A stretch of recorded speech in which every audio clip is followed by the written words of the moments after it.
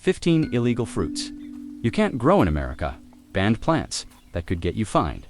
In this video, we read breaking down fruits and fruit plants that are actually restricted or treated as prohibited in the United States, from fresh fruits that travelers can legally bring into the country without inspection or permits, to certain plants that are regulated because of pest, disease, or invasive species risks that could harm U.S. agriculture.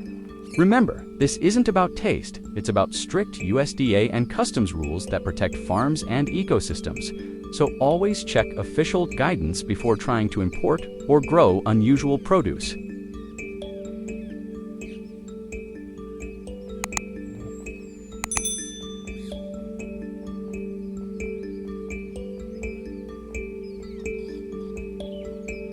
One, tropical soda apple, invasive fruit bush. Tropical soda apple is a prickly fruit-bearing shrub, originally from South America, that has become a noxious invasive weed in many U.S. states. Agriculture departments classify it as prohibited or restricted in places like Arizona, Minnesota, and Massachusetts because it spreads quickly and crowds out native vegetation. This plant's small, round fruits might look interesting, but they are a nightmare for ecosystems. They form dense thickets that choke pastures and natural land, forcing landowners to spend time and money controlling them. If you try planting or selling tropical soda apple without approval, you could be fined because it's listed as a noxious weed. For gardeners who love fruit plants, tropical soda apple is a red flag. It illustrates how an attractive fruit species can be illegal to grow simply because of the havoc it wreaks on the land.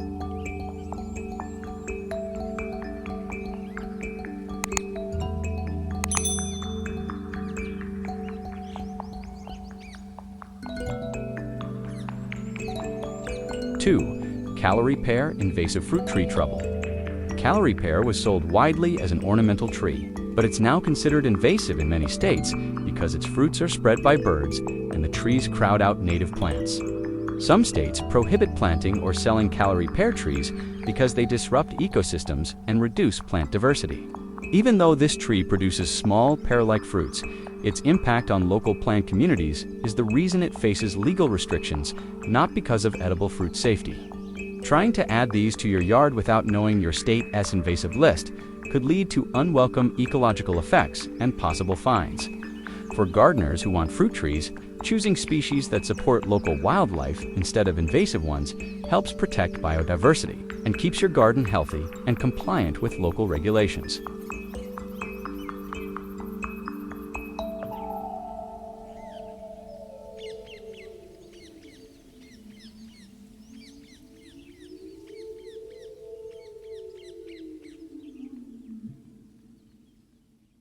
Three, currants, once banned across the U.S.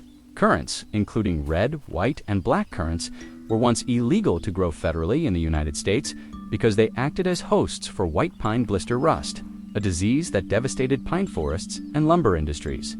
For decades, growers were legally restricted from planting them to protect valuable timber resources and local ecosystems. This ban was so strict that entire eradication programs existed to remove currant bushes wherever they were found, making these small fruit plants forbidden for home gardens in many regions. Today, some restrictions still linger in parts of the Northeast because the disease threat hasn't completely disappeared, so growers must always check local laws. Growing currants might sound harmless, but the consequences of spreading white pine blister rust to native trees were considered too severe, which is why America treated these fruit-bearing plants as serious agricultural risks.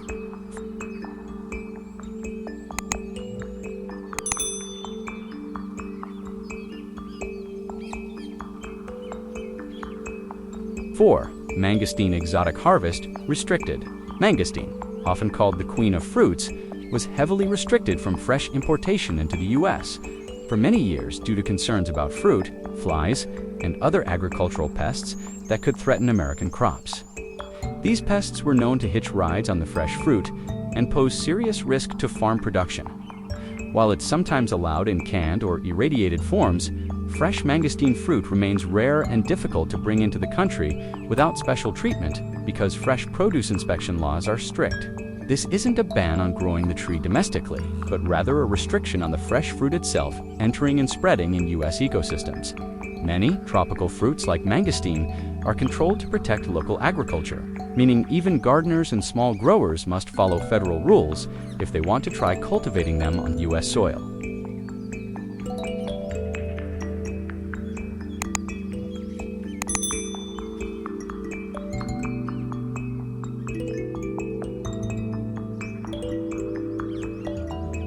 5. Water. Spinach, not allowed in many states. Water spinach, also called kangkong, is banned from growing in many U.S. states because it spreads rapidly through waterways and crowds out native aquatic plants, making it a serious ecosystem threat.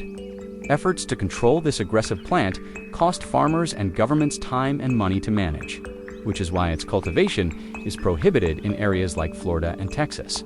If you buy water spinach without knowing the rules and plant it in a pond or wet soil, you could face fines or orders to remove it, because states treat it like an invasive, noxious plant.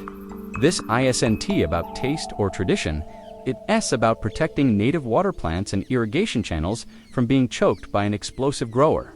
People who love Asian greens need to respect these regulations, since water spinach might seem harmless, but its rapid spread changes waterways and wildlife habits fast.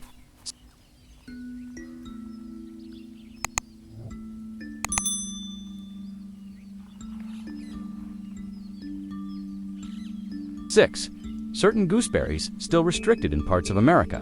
Gooseberries and their close relatives like black currants have state-level restrictions in places like Maine and other northeastern states due to their role in spreading white pine blister rust. Although the federal ban was lifted in many areas, state laws still make planting them illegal in some places. In these states, owning, transporting, or growing gooseberry plants without special permission is prohibited, and growers can face fines if they ignore these rules. This isn't a nationwide ban, but it's a very real legal risk for anyone gardening in affected regions. Gooseberries show how plant legality can vary widely across the U.S., meaning you must always check local agriculture and extension services before adding unusual fruit plants to your garden. Laws based on ecology, not just general prohibition, determine what's allowed.